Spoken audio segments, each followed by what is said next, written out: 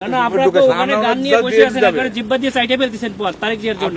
আমরা কেন চাইতে পারবো না? আমাদের তো স্যার এটা আমাকে বলে তো ইয়া হবে না যে স্যার এটা স্যার আপনি এই হিসেবে দেশটাকে পরিকল্পিতভাবে ধ্বংসের দিকে নিয়ে যাচ্ছেন, আবার পরিকল্পিতভাবে ধ্বংস করতেছেন আপনারা। দিস ইজ টোটালি দেশটাকে টোটালি সেনাবাহিনী কিছু অফিসার, স্যার আমি আপনাদের তো যাওয়ার নিষেধ করি না স্যার। হচ্ছে বাংলাদেশের সেনাবাহিনীকে আপনারা বিতর্কিত করতেছে, সরাসরি ডিসক্রিমিনেশন করতেছে। তারা মানুষের সম্পদ লুণ্ঠন করে বিদেশে পাড়ি জমাচ্ছে এবং এদেশের কোনো উন্নয়ন হচ্ছে না। তাদের মধ্যে সততার যথেষ্ট অভাব, অসচেতনতার অভাব। আমরা পলিটিক্সে আমি জোরগোড়াই বলতে পারি যে আমার জীবনে কোনোদিন মানুষের সম্পদ করি না, মানুষের জন্য হাজার হাজার মানুষের জন্য আমি উপকার করি, কোনো নারী নির্যাতন করি না, কোনো সম্পদ লুণ্ঠন করে না, কোনো ব্যাংক থেকে লোন নিয়ে না।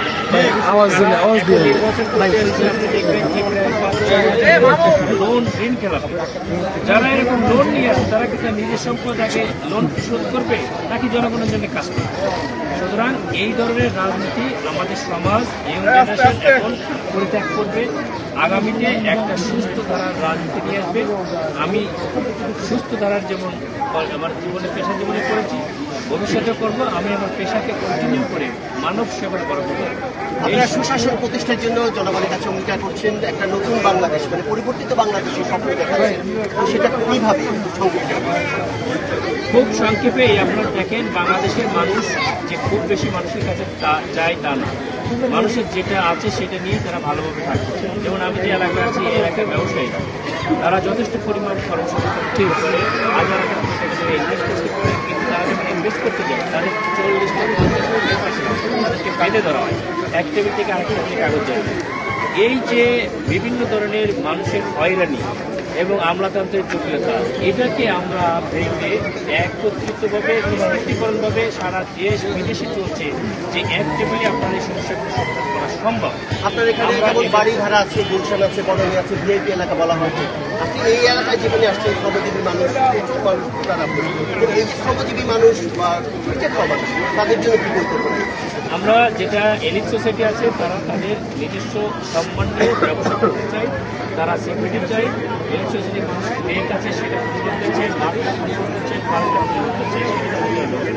এই এলাকায় যেটা বিনিময়ের লোক, এই এলাকার সবচেয়ে বেসিক জিনিস তাদের খাদ্য, বস্ত্র, বাসস্থান, শিক্ষা, স্বাস্থ্য কোনোটাই ভালো নয়।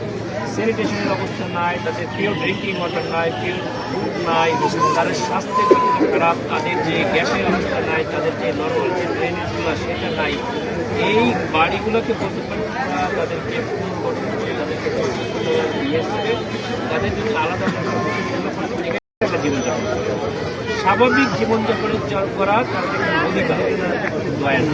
আমরা যারা এলিট সোসাইটি আছি তাদেরকে সঙ্গে নিয়ে এই মানুষগুলোর মিনিমাম স্ট্যান্ডার্ড জীবনযাপন জন্য তাই করতে পারে সেটা ব্যবস্থা করবে। ঢাকা 17 আসনের দিকে শুধু ঢাকার মানুষকে সারা বাংলাদেশি মানুষ পাঠিয়েছে, একটা দলের প্রধান এখানে নির্বাচন করতে প্রতিদ্বন্দ্বিতা করছেন। আপনি একজন হেভিওয়েট প্রার্থী, আপনার নিজের একটা সুনাম, যথেষ্ট সুনাম রয়েছে। তো এটা আপনি কিভাবে দেখছেন যে এই হাড্ডাহাড্ডি প্রতিযোগিতা কেমন? আমরা আশা করি আমাদের ইনশাআল্লাহ কোশ্চেন করেন যে আপনাকে কেন ভোট দেবে, আমি অন্যভাবে কোশ্চেন করি যে ক্রাইটেরিয়া থাকলে বর্তমান জেনারেশন ভোট দেয় সেই ক্রাইটেরিয়ার কোনটা নাই আমার মধ্যে।